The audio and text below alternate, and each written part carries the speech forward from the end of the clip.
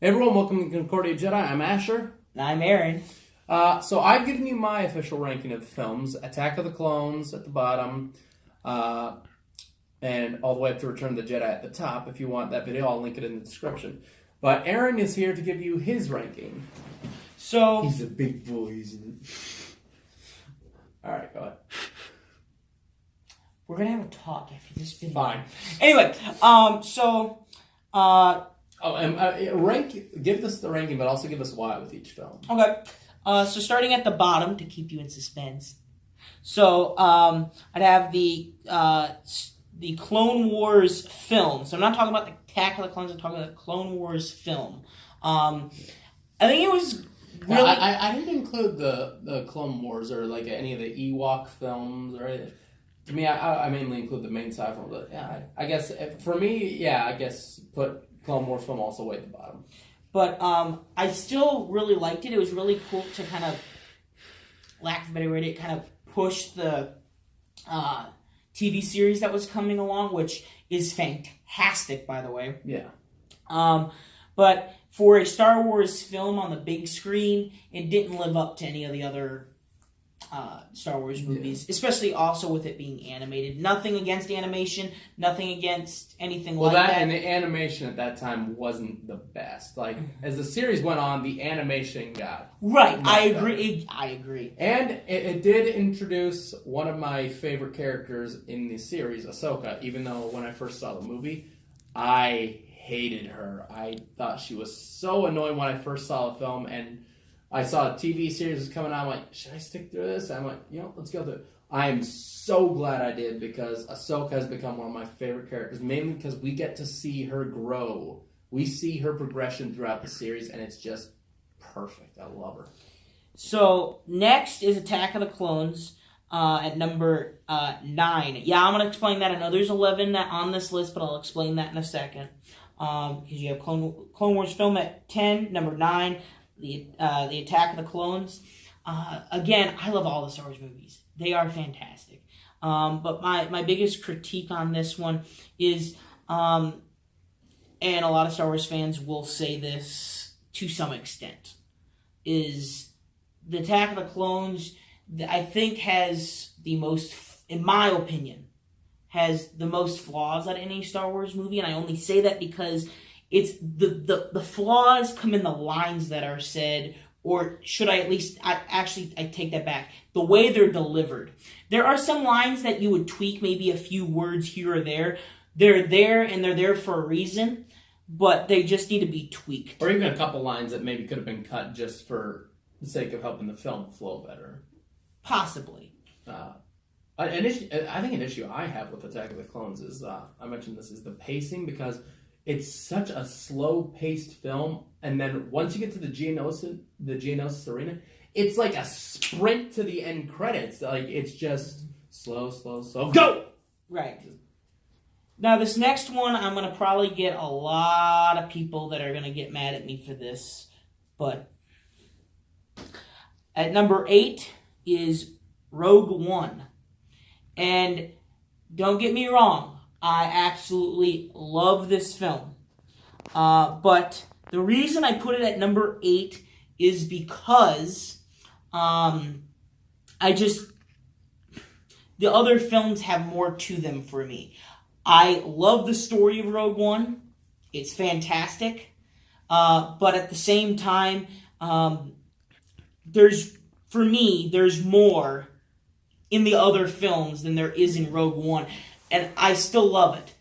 Well, my issue with Rogue One is that I enjoy it too, and of course the Vader scene makes it all worth it. But to me, that with the exception of one or two characters, the main cast just isn't very engaging to me. Well, I would disagree, but I can see where you're coming from. Mainly Jyn and Cassian. Let me rephrase, because K2 I love, Chirrut and Baze I think are awesome. But and then Bodhi you can throw in with Jyn and Cass, because I barely remember Bodhi. I came out of the theater, I pretty much forgot he was in it. They just didn't give that guy a lot to do.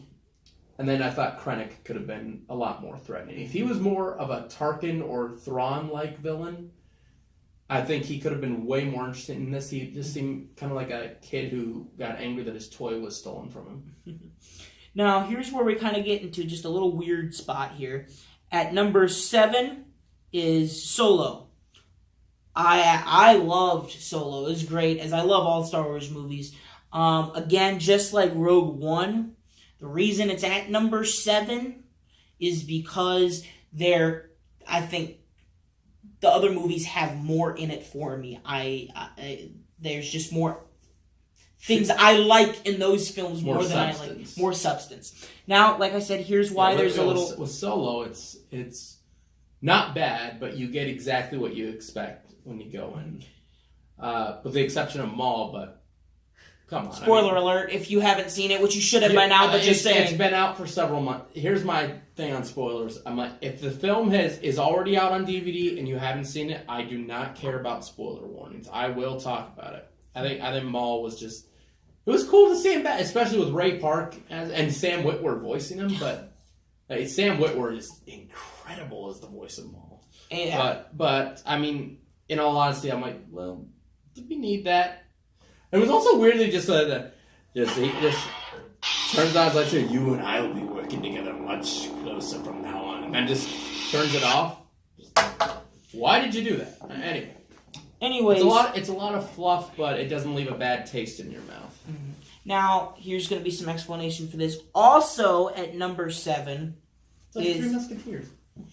Is The Force Awakens. Now, the reason I have them both tied for 7, I have Episode 7 higher than Solo, but still at number 7 because for me, those two are so close that it's hard. It's hard to make heads or tails Those between it. Those are the two I struggled with as well. Was finding out where to place Solo and Force. I think they're kind of interchangeable. On my list. But if you're going to ask me if I had to have a solid placing for for it, that's where I have Force Awakens above Solo in that case. And I say that just because the reason I have Force Awakens above Solo is, lack of a better way to say it, there's more substance to that. It's a Star Wars. I don't want to say Star Wars movie because they're both Star Wars movies, but there's the whole encompassing of it. This is more. This is more of a smaller story. And after that 15-year absence from new Star Wars movies, it did what? 10. It was a 15-year absence. 2005 to 2015. Oh, yeah, you're right. Yep, 2000. Yeah, the camera guy got it right. Yeah, thank you, Joe. Yeah, no, it was a 10-year absence from Star Wars film. But yeah, after that 10-year absence, it really did its job well at sucking you back into the universe. Mm-hmm. Even if it did derive a bit too much from A New Hope for a lot of people's taste, and to some extent for my taste. It really did its job at just bringing us back into that galaxy far, far away. Amen. Amen to that. I don't know anyone who wasn't cheering in the theater when the Falcon did that upside down fly when they're flying on Jakku. There, not a single person in the theater I was in wasn't cheering. That was incredible. Yeah, Joe was like, I wasn't cheering. We know you weren't cheering, Joe. I mean, I wasn't, only because I was there just so transfixed. Yeah. And that was kind of the crowd I was in when I saw it in theaters. The only time we really busted out cheering was when the whole dun dun dun dun, everybody was just everyone. Right. But another point everyone cheered, Han and Chewie came back onto the phone. Yeah, yes. Chewie, we're home. Oh, it was a funny thing in the theater that I was in when that happened. It was great. There was one woman about, if I remember correctly, about 3 or 4 rows back to my right, 2 or 3 seats to my right, that just screamed at the top of her lungs. Just, yeah! It was hilarious. Right. But, it's... those 2 scenes, but other than that, everybody, we were always just transfixed on this. And we just loved it. So now, moving up to number 6. Well, Episode 6, Return of the Jedi. I love Return of the Jedi. Again, I love these films. The reason I place Return of the Jedi, and you're going to kind of hear this 3 times in a row, is I feel that you couldn't have Return of the Jedi without Strikes Back and A New Hope. I mean, yes, in story continuity, but not just that. I feel like every film should be tried to be made with the whole story encompassed. I think so. I'm kind of catching on to what you're saying. Are you saying like Return of the Jedi is like it's as good as it is because it had 4 and 5 to build off of? Right, exactly. And so that's kind of what the original trilogy is for me. Is that and as you're going to hear these next couple is. I believe films should be made, yes, with the whole story in mind, but also in many cases, yes, they shouldn't be able to stand alone, but they should at the same time, if that makes sense. You should be able to feel, okay, there's something before this, but at the same time, you should be like, okay, I can see the story. And I feel with the original trilogy, that happens, but there's a little snippet of where it makes it to the point where, okay, you have to see 4 and 5. Like, if you were to jump, this is why I'm so avid about people seeing it in release order, is because you feel and see the gap when you start. If you just jump in, say you were to just jump in at 5 or 6, you're going to be like, okay, I'm missing some stuff here. And I mean, once you've seen all the movies, you can jump in at any point. Right. If you're seeing them for the first time, it's best to watch them in the order that they were released. Right, and so when that's done in this way here, I just feel like, and I think that's somewhat of a good thing, because I think that makes you have to and want to watch it in that order so it makes the story for you. And that's what I think is great. And so moving up to number 5, The Empire Strikes Back. And so that's because you have... It's above 6 because, well, you have 5 there. And I know a lot of people are going to be like, oh, but 5's the best one. Why is it not number 1? But, no, don't get me wrong. I love Empire. The reason why it's at 5 and not number 1 is I still feel there's more to it. There's more that's better, especially episode 4. But you're like, well, wait, wouldn't episode 4 then be number 1? Well, we'll get to that in a minute. And why I have 3 of them above that. But you have the fact that Empire, in my mind, is almost, not quite, but almost interchangeable with Episode 4 in the best of the original trilogy. The only reason I say that, not because of many of the reasons that some of the main fan base says it, but I think there's the most story building and helping round out the whole story. Because if you look at it, because 6 really builds off of 5. Mm-hmm. And 4 leads into that, and so that's why 4 is above it, as we'll get to here in a second. But Empire encompasses so much, there's so much to the story that's why. My main issue with Empire is that I think the best stuff is, in my opinion, before the Falcon leaves Hoth and after it reaches Cloud City, with the exception of the scenes of Luke on Dagobah. I can see that. In my opinion, the stuff when the Falcon is just trying to evade the Empire, a lot of it feels like a dragged out game of cat and mouse to me.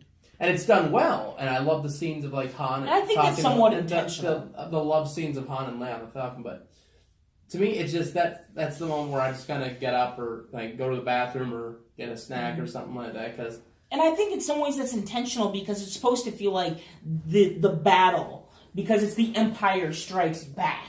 Yeah. I just feel like if they had shaved a little bit of time off of their trip to Cloud City, I feel like I would like the film a little bit more. It's still very good. So next, coming in at number 4. So at number 4, well, A New Hope, and again, like, why do I put that one at the top of, as I was kind of leading to the last couple ones? Why did I put that at the top of the original trilogy? Well, it could stand alone on itself, but it builds right into the next two, and it encompasses the whole story and has a beautiful beginning. Beautiful beginning. But, again, well, why do I have films above that? Well, because of the things they add and some nostalgia factor, which I'm going to get to here in a second. So, yeah, we just gave our big thoughts on A New Hope. We just gave our review on it. So check out that video if you want more info on A New Hope. So then you have my top 3. Dun, da, da. Da, da, da, da, da, da, da, da. Anyway, you have at number 3, well, The Revenge of the Sith. Now, why is that at number 3? Why is that above A New Hope? Where does that come in? Well, most people are going to ask, why is it above Empire? Oh, yeah. Well, yeah, a lot of people are going to say that. So, for me, that is the first... That's the first one you saw in That theaters, is the first one I saw in theaters, yes. Now, And you saw it in the IMAX, right? I saw that in IMAX, and it was before... This will date me for all you younger people out there. That was before 3D was a legit 3D, because, back when you had the stupid paper glasses with red and blue stuff. Yeah, I know. I never saw one in theaters with those, because those are stupid. Anyway, but... I mean, those date back to the 80s, dude. Those predate you. That was even before. It was like the 60s. Oh, yeah. I think one of the oldest ones that was in the 60s. Actually, I take that back. I did see one movie with those, actually. Yeah. I don't remember what it was. I did, and it was Shark Boy and Lava Girl. My eyes still hurt. So, that was my first Star Wars movie I saw in theaters in IMAX. Like I said, that predates. Oh no, Spy Kids 3D. Sorry, but it predates 3D, so it was not in 3D, but it was in IMAX. I'm hoping one day to see I'm hoping maybe this next one that's coming out, Episode 9. I want to see it 3D in IMAX. So I saw Episode 1 when they released. And you and I, we saw 8 in 3D, didn't we? We saw 8 in 3D, and on the Ultra screen. On the Ultra screen. So that was really. I saw. I still think there's something so good about seeing that one, and like the opening when we're flying past the ships, like they're all coming towards the screen. Yeah. All the ships leaving. I saw the Episode 1 when they re-released it for 3D. It did not look that great I saw it too, and because it wasn't built for 3D. I know exactly. Like that's why there were 2 big problems when they were going to re-release the films in 3D. 1, they weren't meant to be in 3D. 2, you released the one that everyone calls the worst one first. Kind of a bad idea.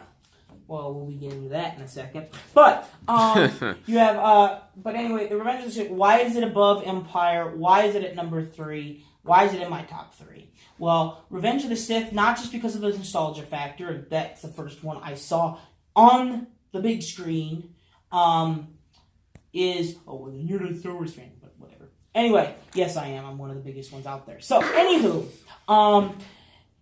why is it there? There's so much emotion in this film. I think, arguably, the most emotion in any Star Wars movie. Mm-hmm. Arguably. And you see that, not just in that, but you also, the scenes that happen, there's emotion in every scene, and you see it. Especially, I love the beginning, where you have them flying in. Just absolutely amazing, beautiful shot. And you just have... in IMAX, it was like they flew over your head, right? Oh no! It was like they flew into my head. It just was like out of your, just right out of your peripheral vision. No, right through the middle of my head. Like that's the sound. Just right. Oh, but that would have been a great one to see in IMAX. And so, just then you all see the Brotherhood, and then the breaking of the Brotherhood of Obi-Wan and Anakin, and just the whole emotion. Yeah. There's, in my opinion, there's no other Star Wars film that has that emotion. Oh, and here's the thing: when people point to the lack of emotion in the Star Wars prequels, I always point them to Obi-Wan's final words. You are the chosen one. The whole fight, trying to bring him back to the light. Yeah, and I'll give them this, that there's a lot of emotionless acting in the prequels, but that scene from Ewan McGregor in general. He just gave his all when it came to the prequels. Like, he did a fantastic job. I think he's so good. People that if they do an Obi-Wan film, people want Ewan McGregor to come back to play Obi-Wan. So yeah, and the Obi-Wan Anakin fight, amazing. Arguably the best fight in Star Wars. Arguably. Dude, Arguably. it is the best. I agree, but What? no, I'm saying not you. I'm saying people out there. Yeah, it's just our opinion. It's just our opinion. But we're right. Yeah, we are right. No, but so in my opinion, it's the best saber fight in Star Wars. I mean, it could be different to you, but for me, that's the case. There are detractors to the fight who say it's too much like a dance and not enough like an actual sword fight. Come on. Who cares? Look at this! Well, and the thing I say to that, because I've had people say that to me, think about it this way. You have your best friend, your brother, who you have loved for you. Now you hate him like as much as you loved him. How much of a fight is that going to be? Even if it's just a normal fist fight, think about that. The passion and everything that's going on. And Speaking from a cinematic sense, I mean, right. If I'm getting into a fight with someone I used to love, I'm pretty sure I'm either going to try to deck them to the floor as quickly as possible, or I'm going to draw it out. Well, not even that. I mean, I'm probably just going to try and deck him as fast as possible. But right, in a cinematic sense, when it comes to either you're going to deck him as fast as possible, or you're going to draw it out. In a cinematic sense, it makes more sense for two people who have such a history together when they finally do come to blows to stretch it out. Yeah. And fun fact: Anakin versus Obi-Wan: Revenge of the Sith, the longest sword fight in cinema history. Well, there you go. You didn't know that? No, I didn't. Wow. Prequel fan. Anyways. Prequel fan and proud.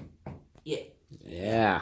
Now, here's where I'm going to get a lot. These next two people really digging into me. Number 2. The Phantom Menace. You whore of no virtue! Yeah, I'm showing you a good number 1.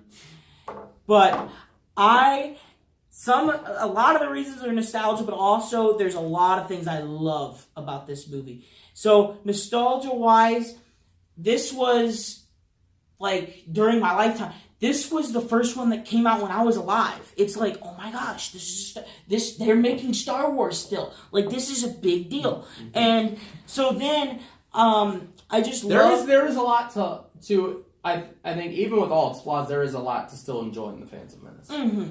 So then you have just the performance and the story. It gives you a good buffer to...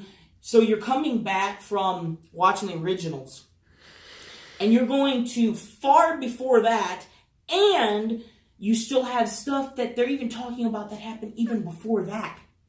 So you have the mystery of this film. You have the Force in how it's explained. You have the amazing... that's a problem to a lot of people with the midichlorians. Well, not necessarily the midichlorians part, but I'm talking about more encompassing the Force being more talked about and integrated in the whole film. I mean, it's not that it's not in 4, 5, and 6, but it's so much more. Yeah.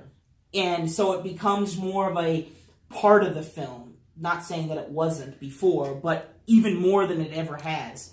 And then you have, of course, the great performances by Liam Neeson as Qui-Gon Jinn, who was, for the longest time, and I arguably say still is my favorite character in that film.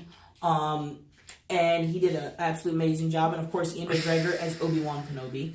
And Ian McDiarmid as Palpatine. Oh, yeah. Even though he didn't have as much screen time in this, but he's still fantastic. And yeah, I didn't find out until years after I saw Revenge of the Sith that it was the same actor playing Palpatine in the prequels that played him in Revenge of the Sith, or in Return of the Jedi. He was only in his 40s when he played him for the first time. It was just a ton of makeup. Yeah. And so then the other thing you have is that, now, for me, when I was littler, first time I saw it, what was I, like 5 or 6 maybe. Then, I absolutely love Jar Jar. It's made for a little kid. I'm gonna love it. I absolutely thought he was hilarious. Now, I still like him. He's not like a favorite character. He's not like I really love, but he still brings that nostalgia factor for me. I like him.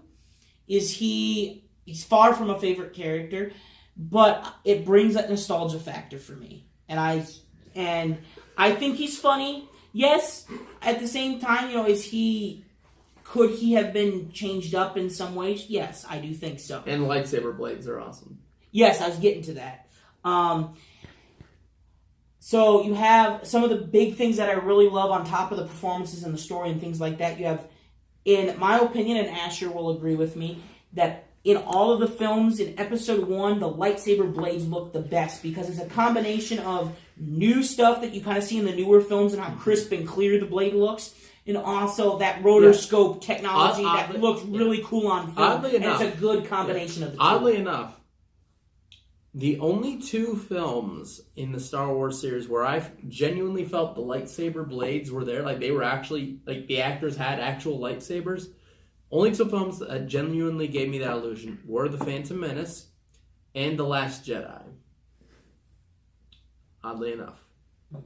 And so you have like I said, The Phantom Menace also has out of Star Wars cinema, my favorite sound in Star Wars, and it is you can hear it at the beginning of the film when you have Obi-Wan fighting when Qui-Gon's got his blade plunged in the door. He's stabbing the droid. Then you also it just makes this high pitch sound. This high pitch. Then you also hear it when Qui-Gon slashes a few droids on Naboo, and then you also have it several times when after Qui-Gon has gotten stabbed. You have when Obi-Wan and Darth Maul are duking it out, and so you have that. Let's see if I can find it. Not that.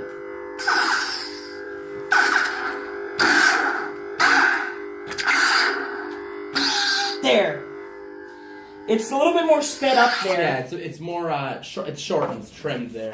But I love that sound. It just it is a great sound. I think if I had to choose a favorite sound effect from films, might be the seismic charges from Attack of the Clones that Jango Fett drops out of his ship. I still remember that sound in the theaters. Like, just everything goes silent and then just... I'm holy hell. So, but yeah, so that's why I love that. Now, this next one, it's going to be love or hate from many people. Number 1, when it came out, it overtook my number 1 that was Phantom Menace. The Last Jedi. I remember your reaction coming out. My reaction was one of... I was almost confused because I didn't know... You didn't know what to think. I didn't know what to think the first time I saw it. I just thought, like... I may have to cuff you, Aaron. Like, Aaron was just in awe. He was just stricken by how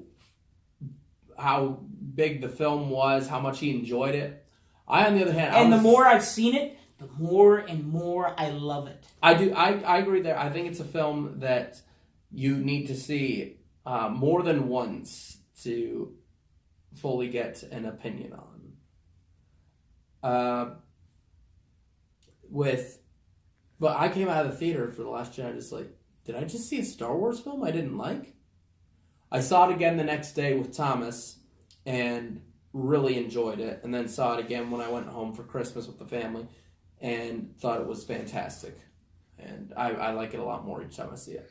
Yeah, I love the film. Now, the reason why The Last Jedi for me is, in my opinion... It's an experience. The best Star Wars movie. Yes, and it's an experience. In my opinion, out of all the Star Wars movies, there is no other film that in Star Wars cinema that has done this for me. That I feel like I am encompassed. I am in and surrounded by everything that's happening. Fly I am on the inside. As I've called it before, I'm a fly on the wall. I'm watching everything. I am there. And then I think a lot of that has to do with the cinematography. Cinematography, yes. I tongue twisted. I mean, they're like any frame. Like you could take any frame from Luke's scene on Crate, or any screenshot from his scenes on Crate, where he's facing Kylo or facing down the walkers, and I could frame that and put it on my wall. Just some of the shots they get in this film are gorgeous. Yes. And so for me, The Last Jedi it has that, and then on top of that, like I said, you have the cinematography, you have the experience. Just how amazing this film is, and you have, first of all, kind of quickly going through the film. I mean, you have the beginning that was amazing shot to bring you in, especially in 3D, just going down. You have the big ship just boom. We saw it in 3D. Snoke Star Destroyer And the Dreadnought. The Dreadnought, I was like, whoa. And so you have that.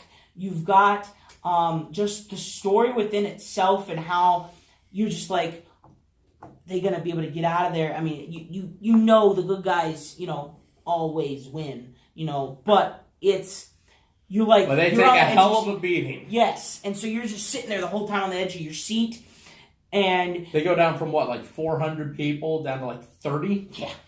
And so you have Technically, it's a Pyrrhic victory where you take too many casualties to call it a victory. No, I suppose. I wouldn't... it's kind of like what Yoda says, not victory. I mean, you got away to fight another day, but... Mm-hmm. I mean, that's technically not a victory. But, yeah, let's hurry and Yep. wrap this up. Yep, so...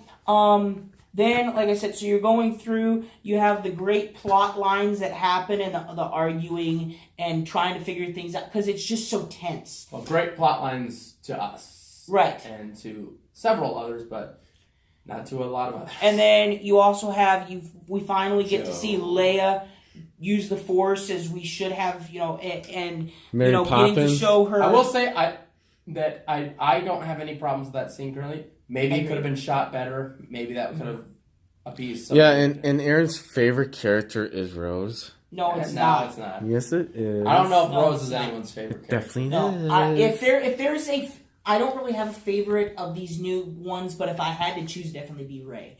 But Reylo. anyways, so you have Hello, Ben. You know how you murdered Han Solo in front of me and have been trying to hunt down me and all of my friends? You want to get together? You seem very emotionally stable. I want to start a relationship with you.